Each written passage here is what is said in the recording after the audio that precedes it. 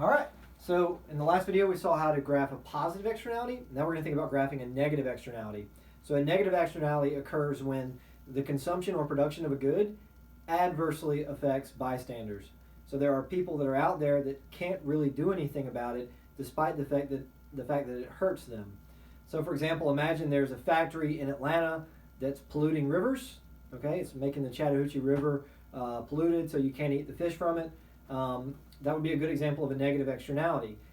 It's affecting me. If I'm somebody who likes to fish or swim in the river, it's affecting me, but I don't really have a way to do anything. There's nothing I can do to punish this factory for affecting me. So the government would need to step in to try to discourage that behavior. Okay, so let's choose something with a negative externality. Let's think about driving a car. Okay, and kind of that's what we've been sticking with in the last couple lessons here.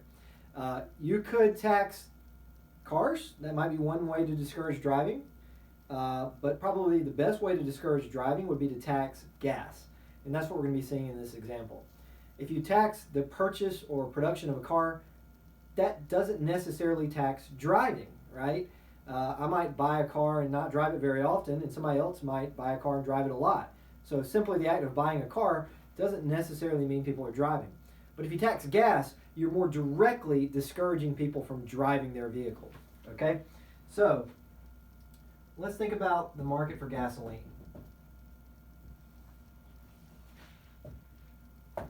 So just like we did before, we're going to sort of rename some of the variables that we have up here. This would be the market if it's left unfettered, if the government doesn't do anything to get involved in this market. Here's the equilibrium price. Here's the equilibrium quantity. And the problem here is this quantity is too high. This quantity is beyond what would be best for society, because this quantity refers to just the people in the market. If I'm buying gas, I don't think to myself, well, maybe I shouldn't buy gas because it might make the road more crowded for people. I don't think about that, right? And if you're producing gas, you're just thinking about profits. So the problem is the market is going to ignore the fact that society is harmed from the consumption and production of gasoline. Okay? So we need to break this out a little bit.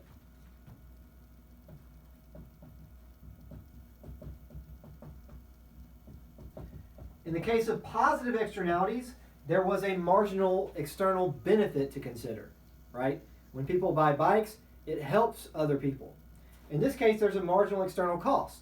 When people buy gas, it hurts other people. So this is the dollar value of costs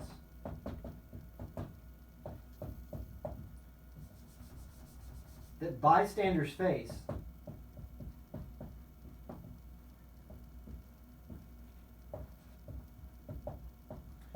when gas is consumed. Okay?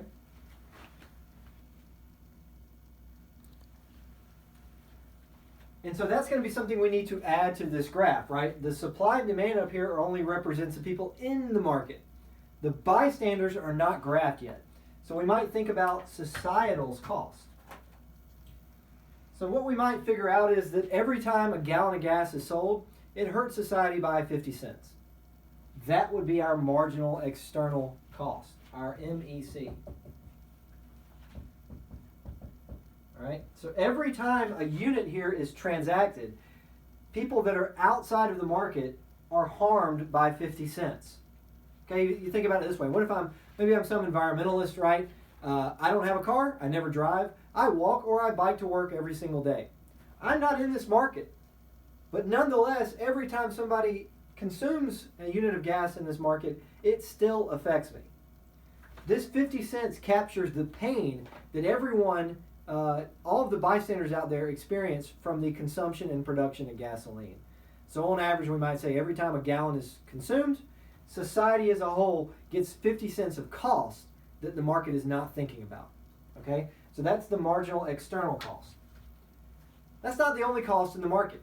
Okay? The other cost in the market is the marginal private cost.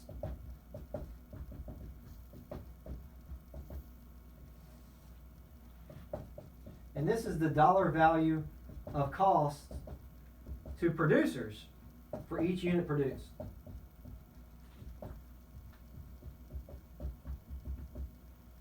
This is just marginal cost, right? Usually what we think of with supply is it shows us willingness to sell. It also gives us information about cost. In fact, you might remember when we were graphing monopolies and such, we call this marginal cost, all right? Because the cost will determine whether or not you're willing to sell it. That's what we're really saying here, but we're calling it marginal private cost to make sure that we understand that that's not the only cost in the market. This is the dollar cost to those producers. That's how much it costs to produce gasoline. But there's also the cost to bystanders, okay? So I'm going to call this my marginal private cost. And I'm not going to worry about demand because demand thinks about benefits. And there's no extra benefit to consider. There's just some extra cost that the market needs to figure out, okay? So what we need to do is figure out a way for the government to get involved in this market. This quantity right here is not thinking about the external effects, okay? So what we're going to do is we're going to add these costs together. And what do you think we're going to call it? Well, just like we did with positive externalities, we add these together and you get the marginal societal cost.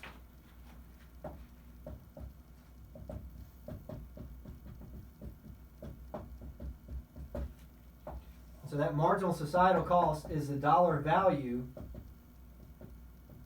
to everyone.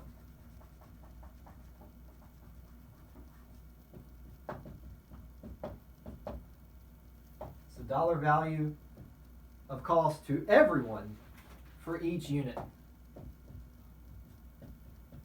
transacted, right? For each unit produced and consumed.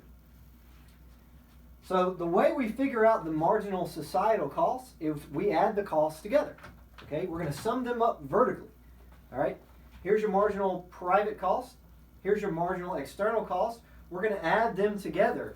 And what you get is an amount that looks something like that. Again, it should be a parallel shift. It's not the easiest to draw. But this curve, see, is at some level, and you're just adding 50 cents on top of it. You're adding this 50 cents to this curve up here. And so this is our marginal societal cost, okay? And the new equilibrium that's given to us here is the efficient quantity. That quantity right there is society's best quantity. That would be what's best for society to occur.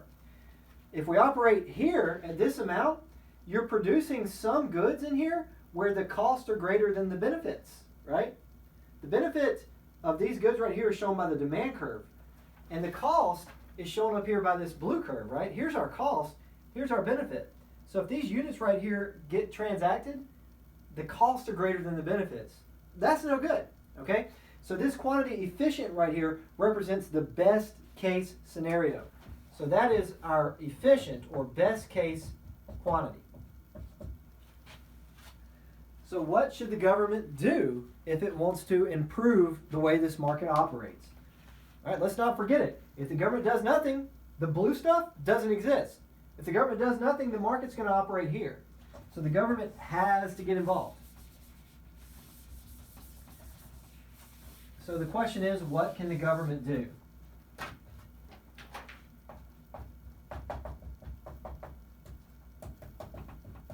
In the case of positive externalities, we talked about subsidies and mandates and things like that.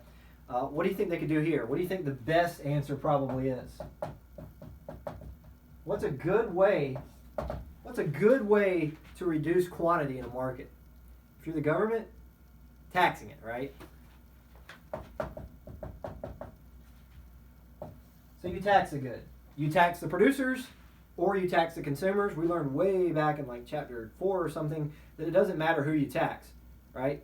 It doesn't matter who you tax. Either way, the producers and consumers will still be affected. So you can tax the good. In this case, tax it 50 cents. If you tax it 50 cents, the quantity here is exactly what will occur. I could prove that to you if we wanted to spend some more time on this, but that 50 cents tax will do exactly what we need to do, all right? Notice that this is a very convenient answer too because we need tax revenues. The government needs tax revenues. So this is a scenario where the government can tax the market and make society better off, right? The government gets revenues that it needs and also makes the society better. That sounds almost like a free lunch, right? So this is a great outcome for society as a whole. So that would be a really good thing to do. That's not all, though. Other things it could do, it could mandate quantity. So the government could go in and say, we're going to be the ones producing gas, and we're only going to produce this amount. Or they could tell producers, you're only allowed to produce 100 units of that good. Sometimes this is called a quota, a legal maximum in terms of how much you can produce. And it turns out that they do some stuff like that. There are quotas for things like carbon emissions. You can only release so much carbon into the atmosphere. So there are certain things like that that the government actually does. Okay, so that might work. You might fully outlaw the good, make it completely illegal. Wouldn't want to do that for gas because notice the benefits are still greater than the cost for all of these units. But if there's a good that has extremely high external costs, you might think just illegalize it altogether. We do that with a lot of things. We do it with a lot of drugs, right? If you think about something like heroin, you understand the argument there. That society is worse off if it exists at all. So try to outlaw it. Try, it may not work. But we do that with other things too. There is no free market for nuclear weapons, right? You can't buy and sell nuclear weapons. The logic is the external cost would just be so high that there are no net benefits from that good existing. Okay? So what we've talked about so far is externalities. They can be positive externalities. They can be negative externalities. Either way, if the government doesn't get involved, the market will be inefficient. So this is a scenario where the government needs to be involved to make the market operate better for all members of society.